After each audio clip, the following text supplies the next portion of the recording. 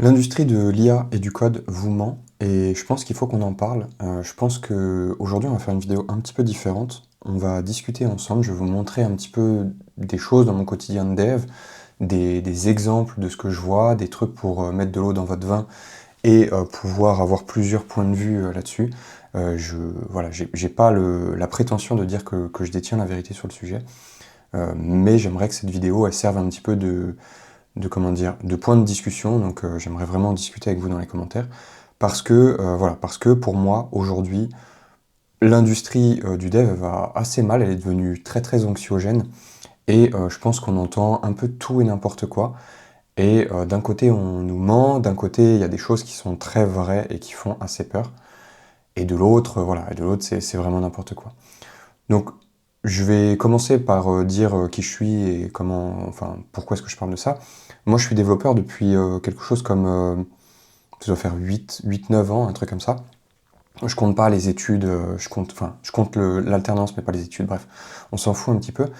L'idée, c'est que je dev depuis longtemps, c'est quelque chose qui me passionne pas mal, j'y passe la plupart de mes week-ends à explorer des trucs, à tester des choses. Aujourd'hui, je suis développeur co-founder d'une startup, et en plus de ça, je travaille en freelance, et je commence à proposer aussi de la formation, de l'audit, etc. Je faisais aussi déjà de la formation avant. Bref, tout ça pour dire que, en ce moment, on entend beaucoup de discours comme quoi notre métier de développeur, il est terminé, que l'IA sait tout faire mieux que nous, etc. Que tout est terminé, qu'il n'y a plus besoin, l'industrie des SaaS s'écroule, que tous les SaaS peuvent être copiés en 2 secondes, etc. Et c'est difficile de démêler le vrai du faux dans tout ça. Je pense que c'est en partie vrai et aussi beaucoup faux.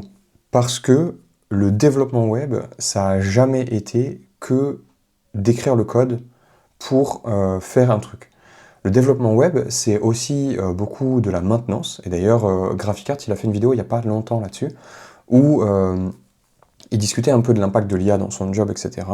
Et il disait que pour lui, un des plus gros impacts, finalement, c'était la maintenance. Parce que quand il mettait un projet avec les bonnes normes, la bonne vision projet, etc., les bonnes normes techniques, eh ben qu'une fois que ça s'était fait, l'IA n'était pas trop mauvaise à suivre ce genre de guidelines. Et pour peu que quelqu'un fasse... pour peu que quelqu'un demande, par exemple, à Claude Code de produire une feature avec ça qui a été mis en place derrière correctement, et bah potentiellement ça va être plutôt bien codé en fait, ça va plutôt suivre bien ses guidelines à lui, et du coup ce que ça lui enlevait c'était un petit peu ce côté vendre du coup ses prestations de maintenance et d'évolution du programme, où en fait quelque part et ça lui coûtait dans son truc quoi. Et donc ça laisse bien voir déjà que le développement web, c'est pas que le développement web. Si vous vibe codez un software, faut pas croire, enfin, j'espère que je me trompe pas là-dessus, mais aujourd'hui, enfin, moi, ça a jamais été vraiment le cas. On a tendance à croire que le développement web, on a cette fantaisie de se dire que on aimerait surtout pouvoir se dire, vas-y, on produit un truc, il est fait, il est terminé, et il n'y a plus besoin d'y toucher plus jamais. C'est vrai pour quelques softwares, il y a quelques mecs qui ont réussi un peu ce truc que tout le monde aimerait atteindre. Maintenant, c'est pas tout le temps vrai. Dans la réalité des choses, en tout cas pour nous les développeurs, on passe beaucoup de temps à faire évoluer le programme, à reprendre des choses qui ont déjà été faites, et à mettre à jour aussi. Pourquoi? Parce que dans l'évolution d'un software, on finit par trouver des failles, on finit par se rendre compte qu'il y avait des choses qu'on avait mal imaginées et qui ont mal été faites. Et il faut les reprendre, il faut les faire évoluer, etc. Donc typiquement, je sais pas, vous utilisez la version 1 d'une librairie, 8 mois plus tard, on se rend compte qu'en fait, il y a une grosse faille de sécurité dans cette librairie, il faut mettre à jour la librairie. Et parfois, il y a des changements qu'on appelle des breaking change, et du coup, il faut mettre à jour votre programme aussi, quoi. Il faut changer des trucs dans le programme pour l'adapter à cette nouvelle version de la librairie. Il y a pas mal de trucs comme ça en fait dans le monde de la programmation, et tout ça aujourd'hui c'est totalement occulté, et la seule chose qu'on regarde c'est waouh, l'IA elle est capable d'écrire du code, si je lui dis fais-moi une to-do app, elle est capable de me produire une to-do app, et du coup il n'y a plus besoin de payer des abonnements pour des to-do app. Ok, ouais, ça marche pour du POC et pour des softwares de bas niveau ou qui n'ont pas de grosses problématiques sur du long terme. Ça marche. Effectivement, toute cette industrie, elle est un petit peu chamboulée. C'est compliqué de... Ouais, si aujourd'hui vous voulez vivre de créer votre to-do app, je pense que ça peut être complexe. Maintenant, euh, moi, je me demande, en vrai, c'est pour ça que je fais cette vidéo aussi, c'est parce que j'ai envie d'en discuter avec vous. Moi, je me demande sérieusement, est-ce que je suis un mongol ou est-ce que, voilà, est-ce que je suis un mongol et j'ai pas encore trouvé comment on fait alors que j'y passe mes journées, ou est-ce que vraiment il y a moyen d'exploser tout avec l'IA? Honnêtement, ça fait moi, l'IA, je l'ai adopté dès que c'est sorti, les versions un peu utilitaires de GPT-3, 3.5, où il commençait à y avoir du function calling, etc. J'étais déjà dedans, ça me faisait kiffer de malade, et du coup, je suis à fond dans ces trucs-là. Ça fait 2-3 ans que je suis à fond sur ces trucs-là, et que j'automatise plein de trucs, etc. Et je vous le dis, moi, je développe mon SaaS, je fais partie de communautés de l'AI-driven dev, etc., où on est à fond là-dedans, où on cherche à établir des standards de qualité, etc. Moi, je vous le dis, aujourd'hui dans mon projet, même en mettant en place des standards bien spécifiques, etc., l'IA, elle ne me produit pas toujours le code que j'attends. Et je suis obligé de repasser derrière elle et de vérifier. Et ça me fait un peu peur parce que je me dis que toute l'industrie des gens qui sont pas tech, qui font du vibe code ou qui font du vibe engineering et qui commencent à développer cette flemme un peu intellectuelle qu'on a, les développeurs, je vous le dis, on le ressent. Et c'est pour ça que c'est anxiogène aussi. C'est qu'en fait, quand on voit qu'on a un truc qui est capable de produire 80%, 60, 80%, des fois 100% de ce qu'on sait faire, bah on se dit, bah ok, bah très bien, je le laisse faire. Je le laisse faire, il sait mieux faire que moi. Sauf que c'est pas vrai. En fait, l'IA, quand vous vous rendez compte, quand vous l'utilisez tous les jours, etc., que vous lui posez des questions sur des trucs de conception un petit peu avancés, où vous avez besoin de conception solide et sérieuse, mais posez la question à l'IA 2-3 fois de suite, vous allez vous rendre compte que si vous doutiez entre différents points de vue, le maximum de ce que vous pouvez faire finalement, c'est poser des questions pour mieux vous renseigner et mieux comprendre les erreurs et les trucs que vous comprenez pas, mais pas avoir une décision. La décision, c'est à vous de la prendre. En fait, quand vous faites de la conception, moi par exemple, le sujet de mes dernières vidéos, c'est que je fais de la conception d'un système de questionnaire qui est quand même complexe, quoi, qui est au niveau de complexité de Typeform, plus il faut l'intégrer avec des features déjà existantes dans ma plateforme. Et bah, au niveau de la conception, quand je pose la question 3 fois de est-ce qu'on fait ça ou ça ou ça, et bah en fait, poser la question plusieurs fois à l'IA, vous avez les 3 réponses. L'IA, elle est capable de vous justifier les 3 réponses. Elle va vous dire, vous devriez faire ça, c'est la meilleure solution parce que, posez la question à Gemini, ouais, tu devrais faire ça parce que il y a autant de points de vue qu'il y a de développeurs, de façons de faire, etc. Et en fait, bah du coup, ça fait flipper parce qu'il y a certaines de ces décisions qui sont les mauvaises. Je vous le dis, moi j'ai fait l'expérience déjà, de toute façon, des décisions comme ça, j'en ai déjà pris des mauvaises. Et aujourd'hui, ça me coûte pas mal de temps et d'argent finalement. Les décisions ne sont pas du tout toujours les bonnes. Faut pas prendre ce que dit l'IA pour religion et croire qu'elle sait mieux que vous tout le temps. C'est pas le cas. Enfin, ou alors, voilà, ce que je vous dis, peut-être que je suis le dernier des Mongols et peut-être que je me trompe, mais mon expérience à faire ça toute la journée, c'est pas ça, putain. C'est pas ça, je vous le dis, ça fonctionne pas. Alors, je dis pas qu'on va pas y arriver. Je dis pas qu'il n'y a pas des outils miracles et qu'aujourd'hui on n'est pas sur-augmenté. Moi par exemple, les trucs dont je parlais dans la dernière vidéo, de dire que j'ai sorti la vidéo précédente, c'est une espèce de masterclass un peu sur tout mon flow de développement, tous les outils que j'utilise, etc. Globalement, il y a presque tout. Je pense que c'est le 80-20 de ce qu'un développeur peut faire assez facilement aujourd'hui.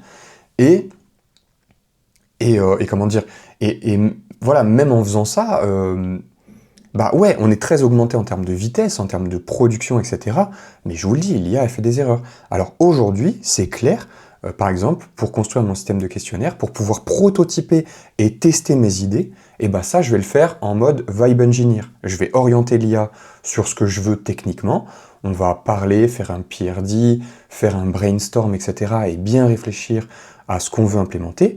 Je vais l'implémenter en fast, mais quand je regarde le code, je vois que ça n'a aucun sens. Et je vois que si je prenais ça et que je le développais sur le long terme, j'ai aucun putain de doute aujourd'hui sur le fait que ce n'est pas viable, ou ça serait difficilement viable, parce que des petites erreurs par-ci par-là, fois 6 mois de développement, vous vous retrouvez avec un truc que l'IA ne sait plus manager, qui n'a pas de standard pour diriger le code et qui va galérer de plus en plus. Vous allez vous embrouiller, votre truc il va être de moins en moins facile à reprendre.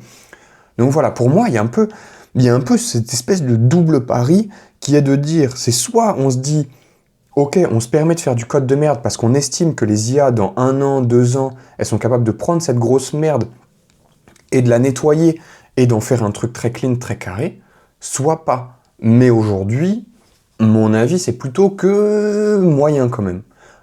Et en même temps, peut-être, on commence à avoir des tools qui font des trucs de malade. Enfin, franchement, en termes d'augmentation de la productivité humaine, quand on regarde toutes les dernières updates de Claude Code qui est en train de littéralement manger le monde petit à petit, dès qu'ils voient un truc qui est bien et qui marche, ils le prennent, ils le foutent dans Claude Code.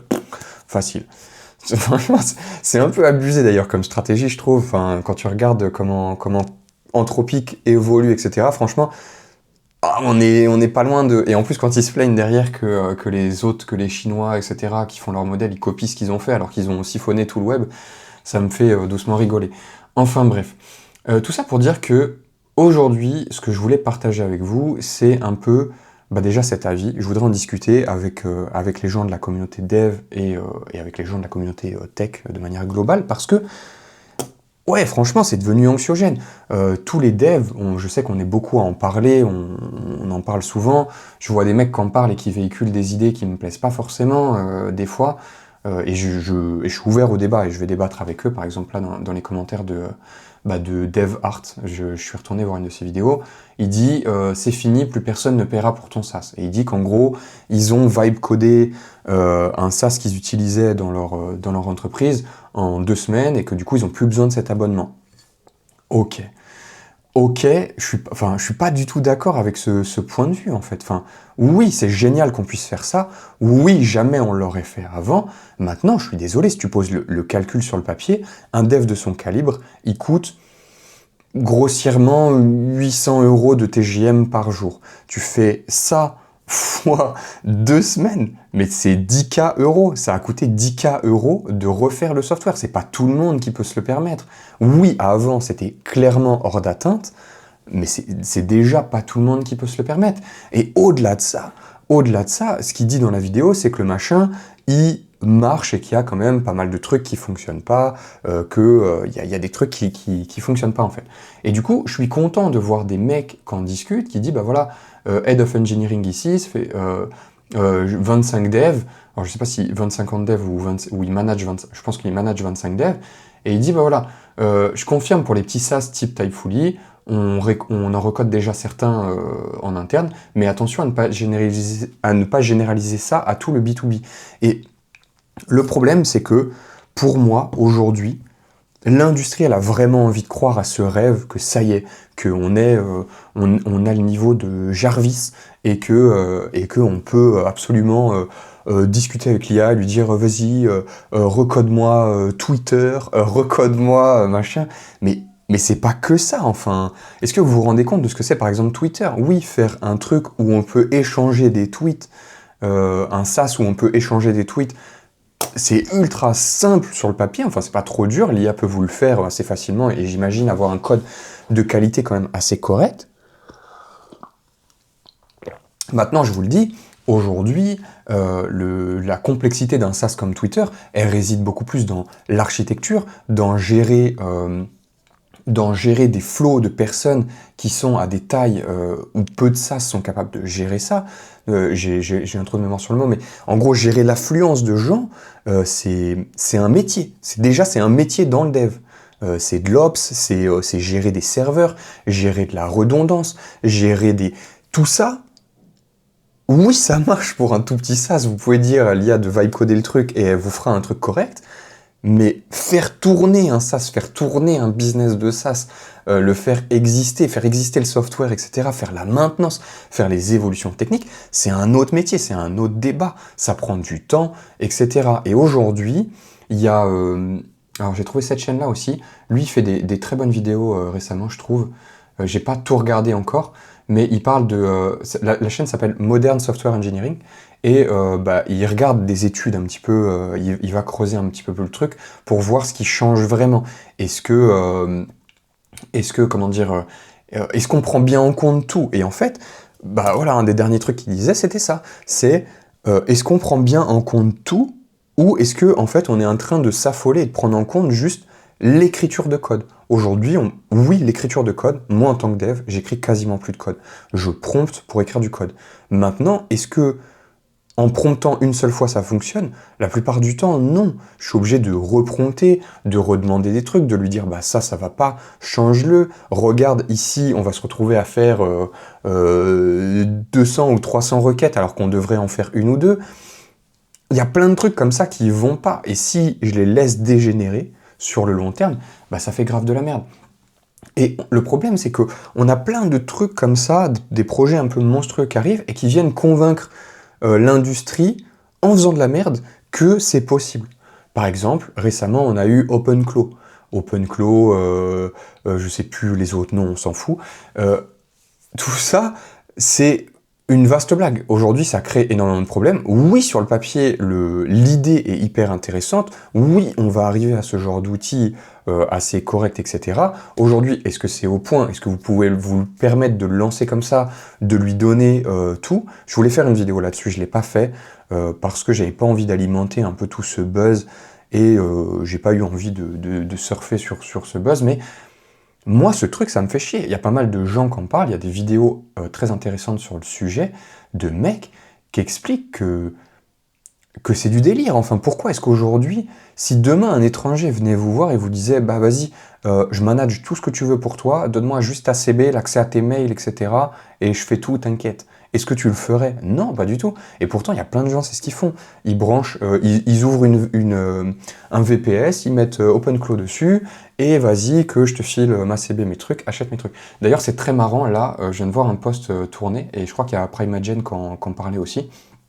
On a en plus, c'est une responsable. Meta AI Safety Director accidentally allowed OpenClaw to delete her entire inbox. En gros, elle lui a dit, vas-y, je veux pas que tu me demandes à chaque fois pour de la validation, je crois. Et elle lui a dit, vas-y, elle devait lui demander de delete certains mails. Et le machin, il est parti et il a delete genre toute sa boîte mail. Bref. C'est qu'un exemple parmi tant d'autres de trucs qui se sont fait hacker, de trucs qui craignent, etc.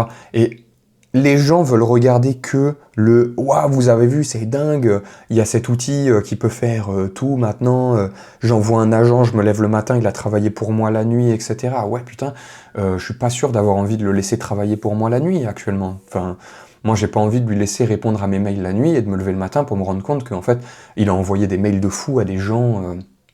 Bref, et ça cause plein d'autres problèmes en plus. Il y a eu un énorme clash récemment. Il y a une vidéo de Benjamin Code qui est extrêmement, que je vous conseille d'aller voir là-dessus, qui est vraiment super bien, et qui parle d'un problème qu'il y a eu dans l'open source à cause de ça, d'un bot OpenClaw qui a été harcelé une équipe de dev d'une librairie open source, où les mecs se font chier à écrire des issues pour intégrer des gens dans le développement de leur librairie. Et l'IA qui comprend pas ça vient les harceler, va jusqu'à écrire un article de blog pour dire que c'est des cons de pas accepter le travail qu'elle a produit parce que c'est une IA, etc. Bref, les mecs se font harceler par tout le monde, alors que en fait c'est les gentils dans l'histoire. Enfin, c'est quand même, on est quand même dans un état assez délirant. Et du coup, le truc qui m'a motivé à faire cette vidéo, c'est de dire que en ce moment, on entend quand même énormément ce discours de dire que ça y est, que l'industrie du SaaS s'écroule, que tout est fini, qu'il n'y a plus besoin de développeurs, etc. Il y a même, d'ailleurs, le créateur de l'AI-Driven Dev, Alexandre Soyer, a fait une vidéo récemment là-dessus. Je vous conseille d'aller la voir parce qu'elle est très très bien, elle parle d'expérience, etc. Et pour moi, c'est aussi une voix de cette anxiété de qu'est-ce qui se passe dans mon industrie. Moi, il a dit certains mots qui me touchent dans cette vidéo, quand il dit si c'était à refaire ces 10 ans, est-ce que finalement, vu que mon métier il est en train d'être remplacé, est-ce que j'irais pas plutôt jouer au basket avec mes potes le week-end plutôt que de continuer à apprendre mon métier? Ça me fait du mal d'entendre ça. Ça me fait du mal d'entendre ça parce que je me dis putain, est-ce qu'on en est vraiment à ça? Est-ce qu'on en est à regretter d'avoir investi autant de temps dans notre métier, sachant qu'il est en train d'être automatisé, etc. Et c'est en ça que je vous dis que le débat, il faut l'avoir, il faut y réfléchir correctement, et il faut aussi... je pense qu'il faut résister à la hype et prendre le temps d'avoir un discours honnête et réfléchi à ce truc-là. Et encore une fois, je précise, je dis pas que j'ai la vérité, ça se trouve, je vous dis de la merde depuis 20 minutes, mais j'aimerais vraiment avoir un débat honnête et établi avec ce truc-là parce que voilà, d'en entendre des mecs qui sont ultra passionnés comme Alex dire le genre de phrase que je viens de vous dire, ben moi ça me touche. Je me dis que voilà, que notre industrie elle est devenue anxiogène à ce point-là. On en est à douter qu'on a choisi le bon métier et qu'on n'aurait pas dû faire autre chose à la place. C'est assez grave et en même temps c'est pas vrai. Enfin, et en même temps c'est pas vrai. Là-dessus moi je suis pas complètement d'accord avec Alex. Alors peut-être que je changerai d'avis dans 2-3 ans parce que bah, l'IA ça a tendance à être exponentielle. Maintenant je pense que ça sera, au moment où ça sera le cas pour nous, ça sera le cas pour pas mal d'autres métiers, et le problème, ce sera pas vraiment le code en lui-même. Je pense qu'il y a beaucoup de devs comme moi aussi, à qui ça manque d'écrire nos lignes de code, de passer du temps à réfléchir à nos problématiques, etc. Mais c'est pas complètement vrai non plus que c'est plus toujours notre métier et qu'on le fait plus en fait. Moi aujourd'hui, je passe toujours énormément de temps à prompter l'IA pour aller creuser des sujets, pour aller réfléchir à comment on fait des choses que je sais pas encore faire. Et moi ça, j'adore ça en fait. J'adore le faire. Ça me prend du temps. Et mon métier, la valeur de mon métier de développeur, ça a toujours été ça. Ça a toujours été de résoudre des problèmes et pas juste de pisser du code en fait. On n'est pas des pisseurs de code, on est des développeurs. Des développeurs, on est là pour trouver des solutions techniques à des problèmes business. Et ça, on le fait toujours. Enfin, pour le moment, on le fait toujours. Alors oui, toutes les petites tâches ont été un petit peu éliminées et il y a moyen de faire plus optimisé, plus rapide, mieux, etc. Mais voilà, je pense qu'il ne faut pas tout mélanger. Il y a une partie de notre industrie qui a changé, qui chute. Il y a une partie de notre industrie qui est devenue de faire un peu du hacking du week-end, comme les développeurs le faisaient déjà en fait. Mais aujourd'hui, c'est devenu accessible à tout le monde et ça, c'est bien. Vous payez pour un petit outil parce que vous n'avez jamais été en capacité de faire le truc vous-même et ça fait des années qu'on vous vend des trucs qui en fait sont très accessibles pour un développeur à faire assez rapidement, etc. Bah, aujourd'hui, ces trucs-là qui étaient à la portée en fait d'un petit peu tout le monde et juste qui étaient cachés par le fait que y avait une barrière technique où les gens avaient peur de regarder ce que c'était de faire du code, et bah tous ces trucs-là, c'est devenu hyper accessible maintenant. Voilà. Du coup, le but c'était de partager un petit peu ces ressources avec vous. Je pense que cette chaîne-là, que je suis depuis pas très très longtemps, Modern Software Engineering, c'est une bonne chaîne pour mettre un petit peu de l'eau dans son vin. Moi j'aime beaucoup, ça fait longtemps que je suis Primagen parce qu'il me fait déjà beaucoup rire souvent. Je vous recommande de le suivre sur Insta ou sur YouTube parce que je pense qu'il y a pas mal de trucs où il vient discuter de certains trucs qui sont vraiment des conneries. Notamment récemment, il a fait une vidéo vraiment super bien sur voilà, sur Anthropic récemment a annoncé dans une communication commerciale que Claude a construit un compileur C en Rust, etc. De zéro. Sauf que voilà, ce qu'il explique, c'est que c'est pas du tout de zéro, qu'il y a plein de problèmes, que même des trucs de base, finalement, le machin, il fonctionnait pas. Enfin, il y a pas mal de trucs comme ça où, si on se fie qu'au marketing et que à l'industrie et ce qu'elle est en train de nous dire, ça fait peur. Ça fait peur de ouf. Et je crois que il faut prendre du recul. Aujourd'hui, on a besoin de gens qui nous aident à prendre du recul sur ces trucs-là parce que c'est juste pas toujours vrai. Un autre gars qui est bien, qui moi des fois me plaît pas, mais qui est comment dire, qui est un pilier de notre métier quand même, c'est Théo T3. Donc je vous recommande aussi sa chaîne et il fait des vidéos aussi où il va à l'encontre de ce que dit un peu voilà, Anthropic, etc., où il vient doser un peu ce qu'on entend, et ça fait du bien. Donc là, par exemple, je crois que cette vidéo, We Need to Talk About Sonnet 4.6, il commence la vidéo en disant que qu'en fait il veut discuter d'Anthropic et pas de Sonnet, enfin du dernier modèle. Il s'est juste servi du truc pour de la sortie du modèle pour clickbait un peu, mais qu'il a besoin de parler de certaines choses. Et voilà, d'avoir des gens qui exposent un petit peu ce qui se passe dans l'industrie, ce qu'on entend que tout est automatisable, qu'il suffit d'écrire un Claude.md, que ça marche super bien, etc. C'est pas vrai. Là, par exemple, dans cette vidéo, il montre une étude où, en fait, on se rend compte que dans la plupart des cas, pour la plupart des gens, de manière globale, avoir un Claude.md et un agent.md, finalement, ça augmente soit vos perfs de 4%, pour, en échange, augmenter votre coût en token de 20 ou 30%. Ça fait réfléchir aussi. Enfin, pour moi, c'est des trucs qui font réfléchir. Donc voilà, n'hésitez pas à aller explorer les points de vue de d'autres gens. Je vous mets à l'écran aussi la vidéo d'Alex. Je vais la chercher vite fait. Donc, développeur depuis 13 ans, mon métier ne vaut plus rien. C'est une vidéo qui fait mal. Moi, elle me fait mal au cœur en tant que développeur. Mais je pense qu'il faut quand même la regarder, c'est important. Parce qu'il y a beaucoup de vrai dedans aussi. Hein. Notre métier, il a quand même beaucoup changé. Et il y a des trucs où je suis très d'accord avec lui. Je suis d'accord à 70-80% avec lui. Voilà, je crois que c'est les sources que j'avais envie de vous envoyer. Faites attention, profitez de ce genre de vidéos, je pense, pour discuter avec les gens et explorer des points de vue. Et si vous ressentez comme moi un peu ce truc-là, n'hésitez pas à en discuter, je pense, avec d'autres devs. Je pense qu'on a besoin d'en parler. Voilà, c'était une vidéo semi-débat, semi-coup de gueule. Je pense que j'ai oublié des trucs que je voulais vous montrer.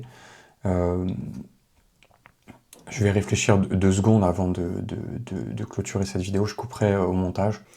Non, voilà, je pense qu'on a fait le tour un petit peu des différents trucs que je voulais vous montrer. Je mettrai de toute façon en description s'il y a des chaînes, des ressources que je vous recommande. Je vais vous mettre les liens vers les trucs que je vous ai montrés déjà dans cette vidéo. La vidéo de DevArt aussi, pour que vous l'écoutiez, parce que je pense que c'est important d'écouter aussi son point de vue, parce que il y a une partie de ce qu'il dit où je suis d'accord. Ouais, et faites aussi du coup attention à ce que vous entendez, à bien réfléchir à quel est aussi l'intérêt de la personne qui vous le dit. Parce que moi, j'ouvre plus en ce moment trop Twitter, LinkedIn, etc. Parce que la plupart des posts, ça devient des trucs de envoie AI et je te montre comment gagner 10 000 € par mois en automatisant tout, etc. Et le problème de tout ça, c'est que ça participe encore et encore à stimuler ce truc où on croit que tout le monde peut tout faire, etc. Et tout ça, en tout cas, et c'est là où je vous disais, c'est mon point de dire, soit je suis un gros gogol et c'est moi qui suis à la masse, soit pas. Mais pour moi, c'est du scam. Il y a beaucoup de trucs, c'est du scam. Oui, il y a une partie, en fait, c'est se baser sur une toute petite partie de la promesse pour vous faire avaler un truc énorme qui est pas vrai, en fait. Oui, aujourd'hui, on peut automatiser des trucs de fou. Est-ce que c'est compliqué à faire? Oui. Est-ce que à bien faire, c'est dur ou pas? C'est important, enfin, c'est des trucs importants à prendre en compte. Et un des derniers trucs, c'est, je sais plus dans quelle vidéo, j'ai pas réussi à la retrouver, Primeagen, dans un short récemment, disait que on va avoir une vague de failles de sécurité et de problématiques l'année prochaine qui va être absolument monstrueuse. Et ça rejoint ce que je vous disais en début de vidéo, qui était de dire que aujourd'hui, moi je le vois quand j'ai la flemme et que je commence à vibe coder un peu trop, l'IA elle part en live et je me dis waouh, elle a fait de la merde et je suis pas du tout en contrôle là-dessus. Et je pense que aujourd'hui, il y a quand même beaucoup d'ingés qui sont en train de faire ça et de partir là-dedans. Et en fait, on va se retrouver avec plein de projets où du jour au lendemain, on apprend que toute la base de données elle a fuité, que machin, ils se sont fait hacker, etc. Parce que les gens, ils deviennent feignants, en fait. On devient feignant plus. On a la flemme de faire notre métier correctement parce que tout le monde et toute l'industrie nous dit qu'il n'y a plus besoin. Et du coup, on va se retrouver avec une quantité de projets de merde ou de projets qui vont craquer parce que pas maintenus, parce que mal codés, parce que jamais souciés de la sécurité, etc. Ça peut aussi un peu être l'hécatombe. Voilà, ça y sera pas quand la vidéo elle va sortir. Là, c'est ma partie promo. Je me permets, si ça fait 30 minutes que vous regardez cette vidéo avec moi, et bah déjà, merci à vous, ça me fait très plaisir. N'hésitez pas à débattre dans les commentaires avec moi. Du coup, c'est mon instant promo. Je vais faire une formation parce que moi, le développement web, c'est un truc qui me passionne et qui me plaît beaucoup. Je mettrai, si un jour je la sors, si j'arrive à trouver le temps de la finir, je mettrai un lien pour une formation où moi, ce que j'ai envie de faire, c'est de former les gens à tous les concepts qu'ils ont besoin de comprendre pour vibe engineer, etc. Et après, de la formation sur du workflow et comment augmenter son taf avec l'IA. Mais apporter cette base de compréhension solide et sur comment chercher, comment se poser les bonnes questions et comment faire pour aller plus vite en code. C'est un peu ça la direction dans laquelle j'ai envie d'aller et ce que j'ai envie de proposer moi en code, quoi. Voilà, je vous souhaite une très très bonne journée. J'espère que cette vidéo aidera certains à, à être un peu moins anxieux, parce que moi c'est sûr que je le suis. Et j'essaye de faire attention en ce moment à prendre du recul par rapport à tout ça. Voilà, je vous souhaite une très bonne journée. On se retrouve dans une prochaine vidéo. Ciao.